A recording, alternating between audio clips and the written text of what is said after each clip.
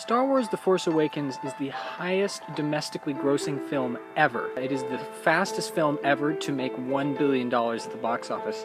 It is an unbridled success. Not bad for a film franchise that's in its 5th decade. Star Wars is for real, but why does this franchise have such staying power?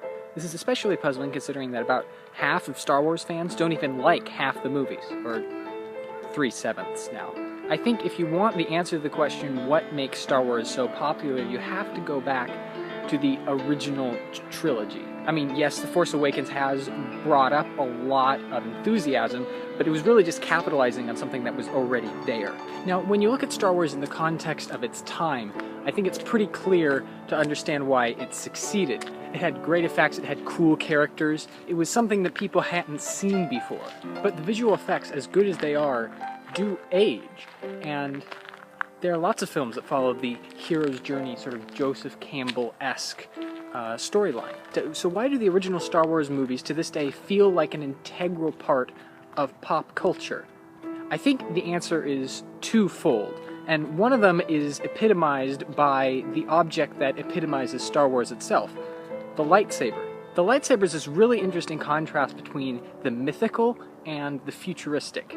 It conjures up the concepts of knights and chivalrous warfare and swordplay and all the cool stuff that happens in the mythologies and the old tales. But at the same time, it brings in this sci-fi element. So you'll notice here the theme of both old and new. The lightsaber is the very old and the very new. It's the mythological and the futuristic in the same package. You don't get that very often. Now, of course, the thing that allows lightsabers to even be a part of the story is the Force. It allows this sort of concept of Jedi Knights and chivalrous warfare to take place in a very futuristic world. Because, let's face it, in the real world, modern warfare normally looks like this. That's not very exciting. This is way more exciting, but it doesn't work unless there's some force that allows people to be as powerful as the incredibly powerful technology that exists in that world. Another way George Lucas pulls on mythic elements is by using the hero's journey, which is a story that's almost as old as stories themselves. Or you can call it the monomyth. There are a couple different names and versions for it.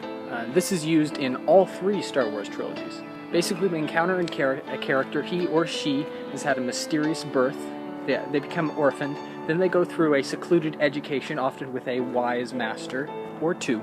Then they go on a perilous journey, have a crucial battle, and return home, usually victorious.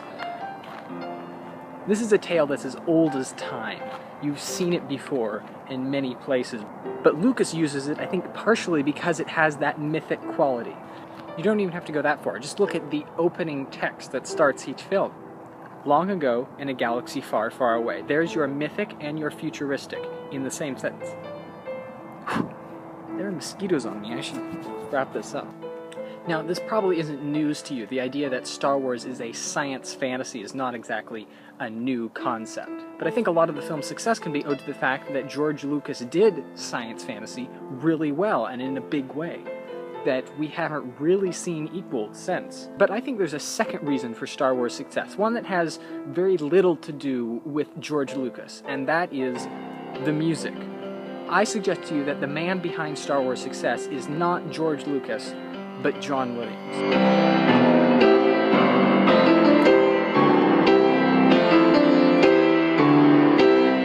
It's not a stretch to say that John Williams is the, or at least one of the, greatest composers of the 20th century. He basically single-handedly resurrected the orchestra in the public eye. He set records for Academy Award nominations, and his Star Wars music is fantastic.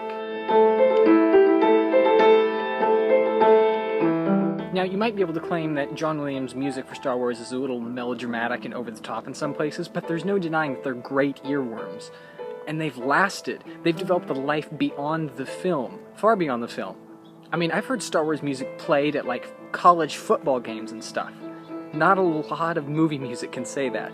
I heard Star Wars music long before I saw any Star Wars movies. This music has stuck in our collective consciousnesses more than any other film music, really. And by doing so, it keeps the movies in our public consciousness as well. I think more than anything else, it's the music that has kept Star Wars alive in pop culture. And it's the largest reason why Star Wars The Force Awakens exists.